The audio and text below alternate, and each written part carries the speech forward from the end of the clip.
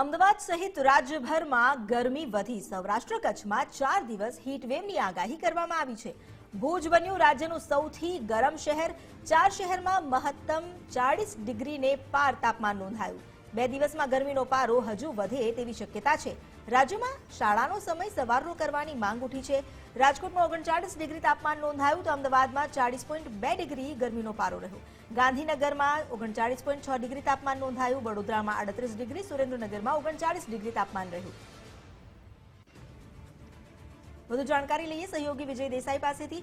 વિજય, હવે જે રીતે ગરમી વધી રહી છે, ખાસ કરીને ઘણા સમય સુધી છેલ્લે ઠંડી રહી હતી, પરંતુ ગરમી વધતા અચાનક જ અમદાવાદમાં તો છેક 40 ડિગ્રીએ પારો પહોંચી ગયો છે। એટલે આ તાપમાન જે વધી રહ્યું છે, શું આગાહી કરવામાં આવી છે? બિલકુલ અમિતા, જે પ્રમાણે છેલ્લા કેટલાક સમયથી જે બેવડી અને ત્રેવડી ઋતુનો જે અનુભવ થયો ત્યારબાદ સતત છે તે કાળઝાળ ગરમી છે તેમાં ઉત્તરોત્તર વધારો થઈ રહ્યો છે। ગુજરાતની અંદર આગામી જે 2 થી 3 દિવસની અંદર આ ગરમીનો પારો છે તે હજી ઉંચકાવાની છે તે હવામાન વિભાગે આગાહી વ્યક્ત કરી છે। એટલે કે આ વખતે ઉનાળાની અંદર કાળઝાળ ગરમી છે તેમાં શેકાવા માટે વ્યક્તિએ તૈયાર રહેવું પડશે।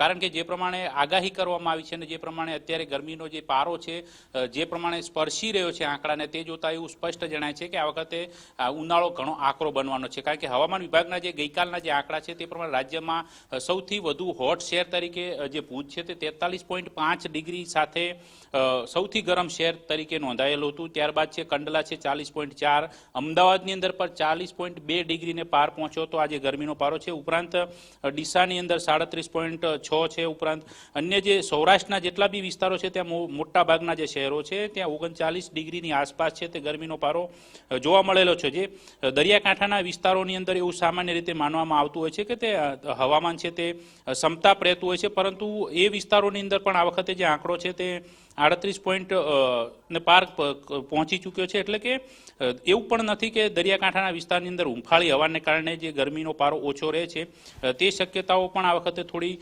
અલગ દેખાઈ રહી છે। કારણ કે ગરમી સતત વધી રહી છે અને તેને કારણે જે મોટાભાગના શહેરો છે, ખાસ કરીને ગુજરાતના તમામ શહેરોની અંદર આજે આંકડાકીય માહિતી આપણે જોઈ રહ્યા છીએ તો તેની અંદર સ્પષ્ટપણે એવું દેખાઈ રહ્યું છે કે દરિયાકાંઠાના વિસ્તારોમાં પણ 33 થી 35, 38 આ તમામ જે કાંઠા વિસ્તારોની અંદર પણ આટલા સુધી પારો પહોંચી ચૂકેલો છે। એટલે કે ગરમી આકરી છે, ઉનાળો આકરો છે। એટલા માટે હીટવેવની પણ આગાહી ખાસ કરીને જે સૌરાષ્ટ્રના વિસ્તારો છે ત્યાં કરવામાં આવેલી છે કે પોરબંદર, કચ્છ આ જે 2 વિસ્તારો છે ત્યાં 2 દિવસ આકરી ગરમી પડી શકે છે। એટલે લોકોએ તેને અનુરૂપ જરૂરી જે સ્વાસ્થ્ય કાળજી રાખવાની છે તે પણ રાખવી પડશે।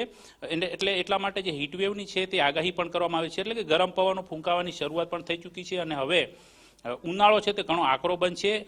કારણ કે મોટાભાગના વિસ્તારોની અંદર આજે કલાકોના પ્રમાણે આપણે જોઈએ તો જે પ્રમાણે ગરમીની અંદર સતત વધઘટ જે જોવા મળી રહી છે, એટલે સ્પષ્ટપણે એવું માની શકાય કે આ વખતે ગરમી થોડી વધુ પડશે અને સંભવત રીતે છે તે 44-45 ડિગ્રીનો પારો છે તે સમગ્ર રાજ્યની અંદર ઓવરઓલ જોવા મળે તો પણ નવાય નહીં અને તેને લઈને લોકોએ ખાસ કાળજી પણ ગરમીને લઈને રાખવાની રહેશે। અમિતા જી, આભાર આપનો જાણકારી આપવા માટે। તો હીટ વેવની શરૂઆત થઈ ચૂકી છે તેવું લાગી રહ્યું છે અને હજુ પણ ગરમી વધશે। અત્યારે તો શરૂઆતમાં જ્યાં 40 ડિગ્રી સુધી તાપમાન પહોંચી ગયું છે, ખાસ કરીને દરિયાકાંઠાના વિસ્તારમાં પણ 33 થી લઈને 40 ડિગ્રી તાપમાનનો પારો નોંધાયો છે। હજુ પણ આગામી સમયમાં વધુ ગરમી પડી શકે છે।